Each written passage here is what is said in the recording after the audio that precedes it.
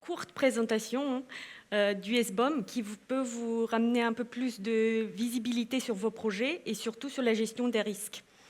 Je m'appelle Carmen Pisserus, on va parler sécurité. Désolée. Mais fun.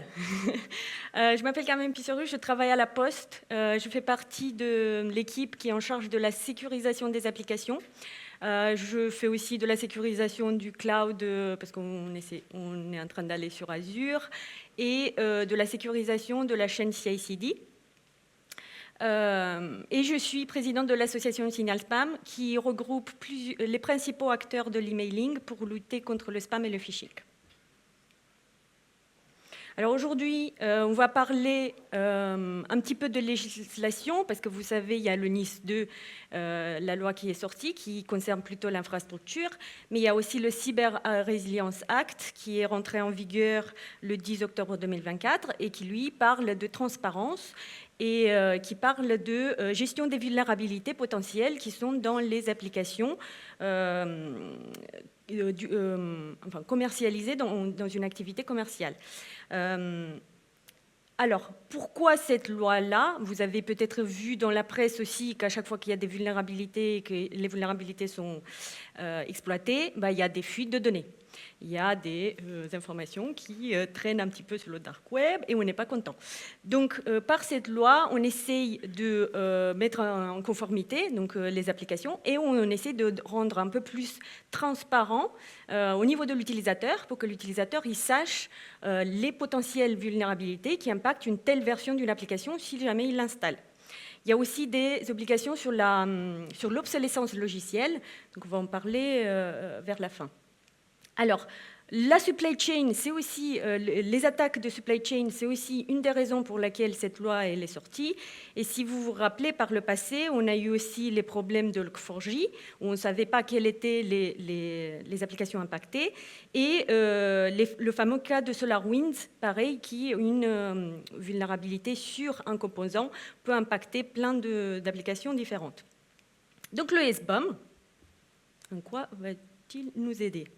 Alors, on s'est inspiré, parce qu'on a parlé d'ailleurs ce matin un peu d'agriculture, on a vu tout ça, c'est très important de savoir quels sont les composants qui sont utilisés pour la fabrication.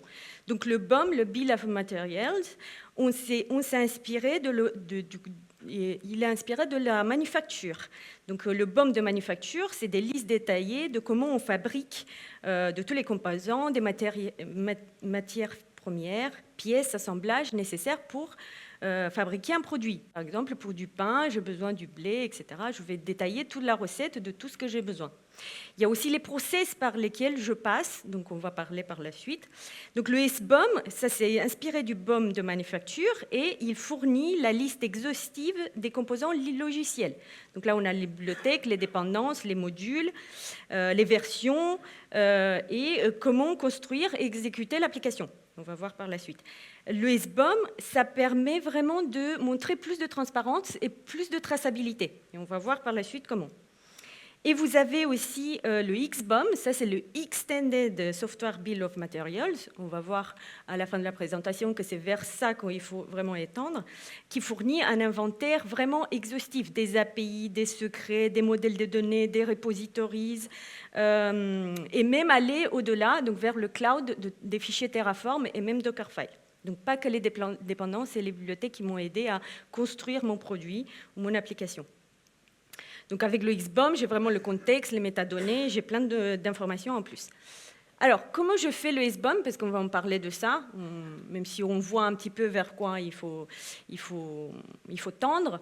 Et le SBOM, c'est juste un premier niveau, c'est le début de la transparence. Donc, on peut utiliser différents outils qui existent. Là, c'est un exemple avec Sift, mais vous avez CDXGen aussi, qui permet de générer le SBOM à partir d'une image Docker. Donc, si vous avez les applications qui sont déjà packagées, ce sont de vos images, vous pouvez facilement l'intégrer dans votre CI/CD et c'est une intégration non invasive. Nous, à la Poste, on a choisi cette méthode-là parce qu'en fait, on a quand même pas mal de legacy. Mais du legacy qui va quand même sur Cube, enfin sur OpenShift. Donc, il y a déjà les images. Donc le choix de la poste va vers le SBOM qui est intégré, enfin qui alimente Dependency Track. On va le voir par la suite, je vais vous faire une petite démo. Et qu'est-ce qu'il y a dans le SBOM? Je vous ai dit tout à l'heure, il y a tous les noms des composants logiciels, leur version exacte, les entités responsables de fournir et maintenir le composant. Et j'en ai parlé tout à l'heure, donc l'origine du composant, du supply chain attack. Le supply chain attack, c'est quand un acteur malveillant réussit à publier une version d'une librairie qui est légitime avec du code malveillant dedans. Alors, c'est déjà arrivé dans la presse, hein, ce sont des cas, vraiment une des premières attaques pour 2030 d'intrusion. C'est parfois par du phishing. Ce sont des credentials qui ont été volés et ensuite l'attaquant il a réussi à publier une version de la librairie qui contient du code malveillant. Donc, attention aussi à vos identifiants. Bien sûr, il y a toute une chaîne pour déployer un package. Il ne faut pas que seulement une personne avec un login mot de passe puisse le faire. Il faut sécuriser un peu plus. Pour revenir au SBOM, donc il y a quoi de plus? Les identifiants, tout ce qui est CPE, etc., pour identifier des vulnérabilités, les relations de dépendance entre les composants, et les informations sur comment le composant a été créé, la traçabilité, les timestamps, les informations sur le type de licence. Donc, il faut choisir un standard. Nous, on a choisi CycloneDX qui est proposé par l'OWASP, mais vous avez aussi le format SPDX qui est proposé par Linux Foundation. L'idée, c'est choisir un standard et ce standard va vous permettre d'échanger des données, de les tracer, de les taguer aussi, on va voir par la suite. Et comme ça, les applications, on saura exactement comment elles sont déployées. Donc là, tout à l'heure, on a vu juste la partie CI/CD. Là, vous avez un petit peu tout le process, ça passe dans Dependency Track et ensuite, vous pouvez utiliser tout ce que Dependency Track fait. Donc, on va voir ensemble ce qu'il fait. Donc, avec ma CI/CD, j'alimente Dependency Track. Et en fait, Dependency Track va me permettre de croiser, parce qu'en fait, ce que je lui ai donné une liste de packages avec les versions. Lui, il va s'interconnecter avec des bases de données de vulnérabilité, par exemple les NVD, et en fait, il va dire, OK, pour telle version de Log4j, tu as une liste de vulnérabilités. Il se connecte aussi au repository, donc Maven, NPM, etc. Et en fait, il va comparer la version que vous utilisez dans l'application avec les dernières versions qui sont utilisées, qui sont disponibles dans les repositories. Si vous n'êtes pas à jour, c'est aussi un indicateur de l'obsolescence. Donc, c'est exactement ce qu'on cherche aussi à montrer aux projets qui ne sont pas à jour. Vous avez d'autres intégrations avec Slack, etc. pour les notifications. Vous avez des intégrations en mode API. Vous avez des intégrations avec d'autres agrégateurs de vulnérabilité comme Defect-Dojo. Ce qui est intéressant sur Dependency Track, et je vais vous le montrer, c'est aussi le fait pourquoi on l'a choisi, c'est parce qu'il est entièrement apaisable. Ce qui veut dire que si j'aime pas l'interface, je peux récupérer tout en mode API et s'il n'y a pas une fonctionnalité dont j'ai besoin, je peux la construire avec les API. Donc là, par exemple, nous, on avait pas mal de faux positifs ou des CVE qui étaient en réanalyse, etc., que lui considérait critiques, ou que nous, peut-être, on ne considérait pas, enfin, on voulait revoir la criticité, où il y a des choses qui ne nous impactent pas parce qu'on est dans un SI fermé. Il y a des applications qui ne sont pas ouvertes sur Internet, par exemple. Donc, vu qu'il n'y avait pas vraiment de fonctionnalité de faux positifs, sur, on va dire, une catégorie d'applications, en fait, j'ai créé la moulinette. Et en fait, vous avez dans la partie vulnérabilité, vous avez la partie où je peux le considérer comme un faux positif, suppressed. Donc, j'appelle l'API et je fais une moulinette qui ignore certaines vulnérabilités si vraiment ça ne me concerne pas. Là, ce que vous avez, c'est juste un exemple de projet Spring Boot, qui a des vulnérabilités. Donc là, ce que je peux voir, c'est les composants. Et là, ce que vous voyez, par exemple, ce que je vous disais tout à l'heure, c'est le fait que je peux voir les différents retards que j'ai sur les composants. Donc ça, c'est super. En fait, c'est juste sur l'interprétation graphique du SBOM. Vous n'êtes pas obligé de lire un SBOM. Hein. Voilà. Lui, il le fait. En plus, il vous compare et il vous dit, attention, vous n'êtes pas à jour. Donc là, vous voyez le petit bouton qui me permet de le télécharger, de l'uploader. Vous voyez que je peux taguer, donc j'ai plusieurs versions. Ça, c'est vraiment dans la dernière version de Dependency Track qu'on peut utiliser les tags. Donc ça, c'est super intéressant. Pour voir ce que je vous ai dit tout à l'heure, c'est aussi voir si certaines versions de votre application sont impactées par des vulnérabilités, surtout celles qui sont un peu plus anciennes, et lesquelles. Et ce que vous avez là, c'est surtout les vulnérabilités. Donc, c'est ce qui nous intéresse avec les CVE. Et ce qui est aussi intéressant, c'est les vulnérabilités qui sont exploitées. Alors, je vais aller sur un autre, qui peut-être a un peu plus de retard. Et c'est le score EPSS, qui est super important pour les entreprises, parce qu'en fait, mon RSSI va toujours me dire... oui, Carmen, bon, CVE, moi je ne sais pas trop ce que c'est. Est-ce que c'est exploitable? Et là, avec ce score-là, je lui dis oui, ça a été exploité dans les 30 derniers jours. Voilà. Donc, ce qu'on prend en compte, vraiment pour mettre dans le rouge, bon, bien sûr, il y a les CVE critiques, mais voilà. Celui-là, le EPSS, ça fait un peu plus peur. C'est vraiment basé sur ce qui s'est passé dans les derniers 30 jours. Est-ce que c'est vraiment exploitable dans notre contexte?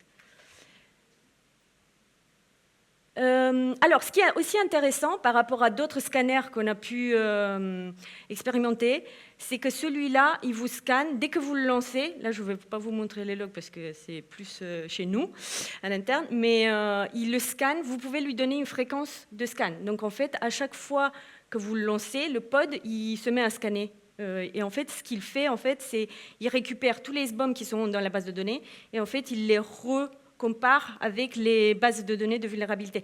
Parce que les bases de données sont mises à jour tout le temps. Donc, du coup, comme ça, vous êtes tout le temps à jour. Donc, vous n'avez pas besoin de rescanner votre SBOM. Par contre, vous avez besoin de bien le mettre à jour. Donc, derrière, j'ai une moulinette qui, à chaque fois que le projet a mis à jour son image, ça trigger un upload, tout ça apaisé. Et voilà, ça c'est juste pour la démo, pour faire joli. Vous avez aussi des vues transverses avec les composants, les vulnérabilités, les licences, les tags, ce qu'on a vu tout à l'heure, et policy management si vous voulez faire vos propres policies. Et je vous disais tout à l'heure qu'il y a beaucoup d'intégrations que vous pouvez faire, le task scheduler, les différents analyseurs, voilà, du Trivy, etc. Et les sources de vulnérabilité, les repositories. Donc là, par exemple, vous pouvez configurer vos propres miroirs internes. Nous, c'est ce qu'on a fait. Les notifications et les intégrations. Dojo, etc. Voilà. Je pense que c'est tout ce que je voulais vous dire. Voilà, les faux positifs, on les a créés nous-mêmes. Mais il y a quand même pas mal de choses que vous pouvez faire avec les API. Alors, pourquoi j'ai appelé ça le début de la transparence? Vous l'avez peut-être deviné, il y a quand même pas mal de choses qu'il faut rajouter autour du SBOM. C'est que le début. Pour être conforme à la Cyber Resilience Act, il faut intégrer des checks de sécurité en amont. Donc, tout ce qui est CI/CD, vraiment à partir de la phase de conception et de développement des produits. Donc, détecter les vulnérabilités à corriger et assurer la correction des vulnérabilités pendant la durée de vie de produit. Donc, vous allez avoir plusieurs versions du produit, etc. Assurer la traçabilité. Ce qui est intéressant avec Dependency Track ou même d'autres outils que vous pouvez trouver, c'est que c'est une base de données et en fait, toutes les versions, maintenant que c'est tagué, etc., c'est bien gardé en base et vous avez un historique. Et en plus, il faut assurer 5 ans minimum pour éviter 5 ans minimum de correction de vulnérabilité pour assurer un minimum et empêcher l'obsolescence logicielle. Il faut penser numérique responsable. Donc là, ce qu'on a réussi à faire, c'est vraiment se plugger sur les pipelines des projets en CI/CD, donc récupérer le SBOM, mais récupérer aussi les dernières versions du SBOM, parce qu'en fait, une application, elle vit tout au long du process. Enfin, il y a des fonctionnalités qui sont rajoutées, etc. Et surtout, elle est mise à jour. Donc, en fait, ces mises à jour, on veut les avoir dans Dependency Track pour voir que ça a bien corrigé les les vulnérabilités, mais aussi par rapport à la dette technique et l'obsolescence. Donc ça nous montre aussi qu'on a de la dette et sur quels composants et sur quelle librairie il faut mettre à jour. Donc on a aussi la version de Spring Boot et les choses comme ça qui sont très, très intéressantes. On va aller où? On va aller vers le XBOM, vous l'avez compris. C'est le SBOM++, donc, qui rajoute aussi la partie cloud, avec vraiment comment mon application elle est construite et comment elle est configurée. Donc l'idée, c'est vraiment d'aller vers une sécurité proactive et préventive plutôt que réactive, plutôt que subir les attaques, comme le Log4j et y aller en mode pompier pour savoir quelle application était impactée et quelle application je devais mettre à jour. On est proactif, donc on va vers les projets et on leur dit attention, vous avez des composants obsolètes. L'idée, c'est d'aller les voir même avant qu'ils aient des CVE critiques. J'ai fini. Merci beaucoup.